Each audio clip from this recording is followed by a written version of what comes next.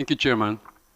This is the title of my talk, and the answer to this question is in between yes and no. So I would like to explain the reason why I can't answer clearly to this question.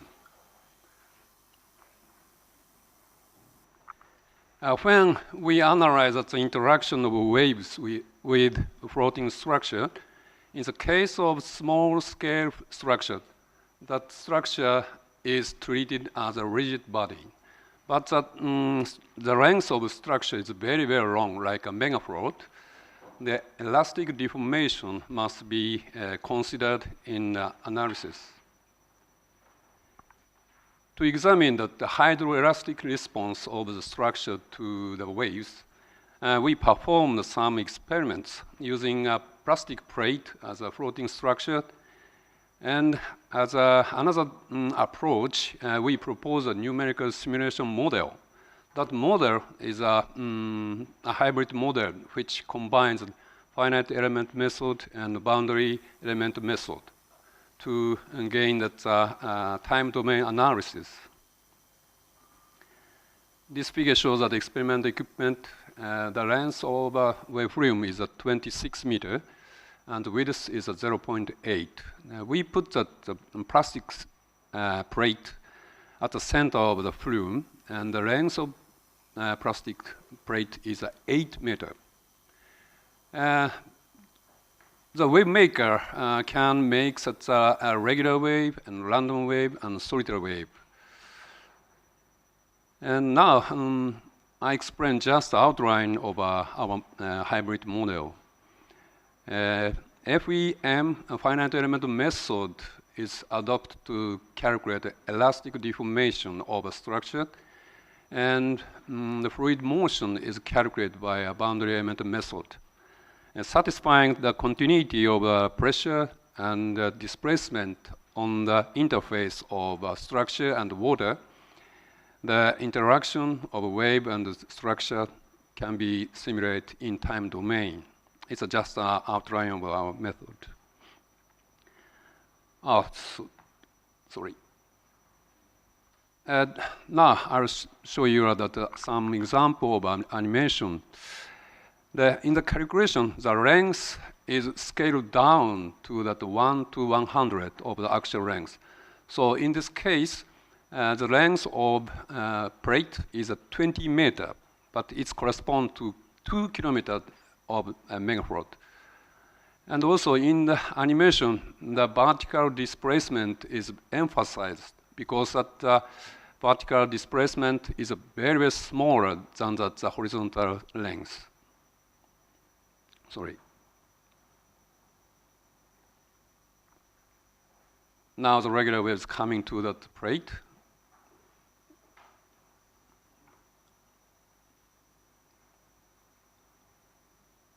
The wave amplitude and the plate is much smaller than that in the open water, and the wave length is very long in comparison with in the open water. And some energy reflected at the end of the front end of the structure. So in front of the structure, you can see that partial standing waves.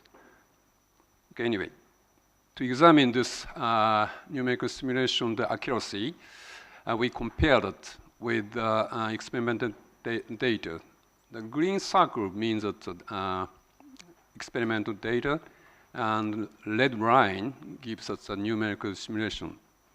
And both of them agree with very well, so we can say that this model simulates interaction of waves and structure accurately. This figure shows that the dispersion relation of a regular wave. In this figure, 3 sets of data are shown. 20 millimeters in the figure means that the wave's celerity under the structure with 20 millimeter thickness, and open means that in the open water. So as you can see, the wave celerity and the thick plate is much larger than that in the open water.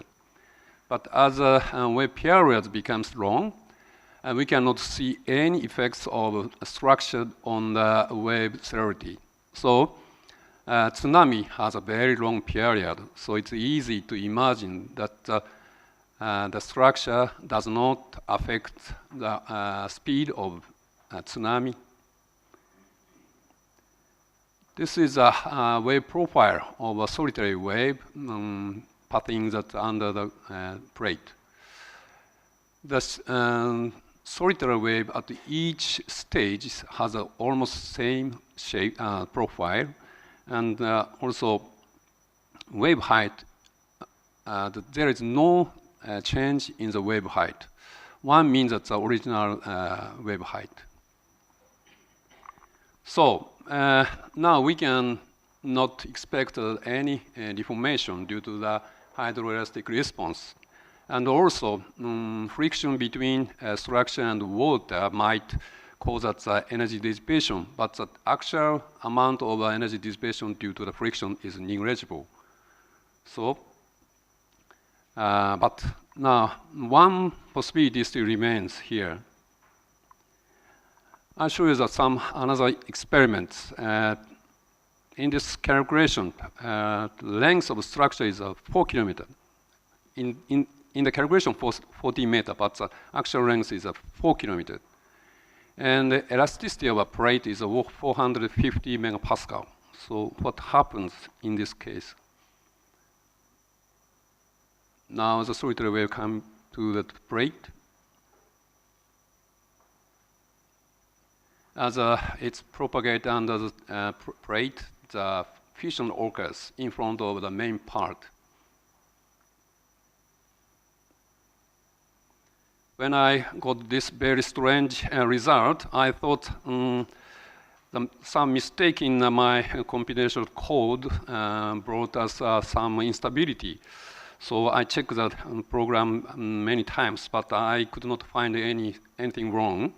So I performed the experiment in the exactly same condition in the calculation. So both of experiments and the numerical calculation agree with completely. So it's not instability, it's just an actual phenomena. So I calculate the same thing, but a little small elasticity.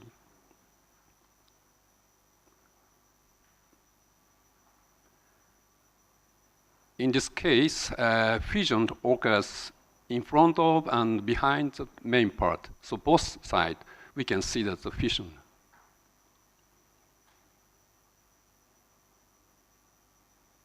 And this case is for a very, very weak elasticity. So maybe you can imagine what happens in this case. Very strong is the in-front fission, and medium is both sides, so very weak means that causes the fission just behind the main part. So there are many kinds of a fission type.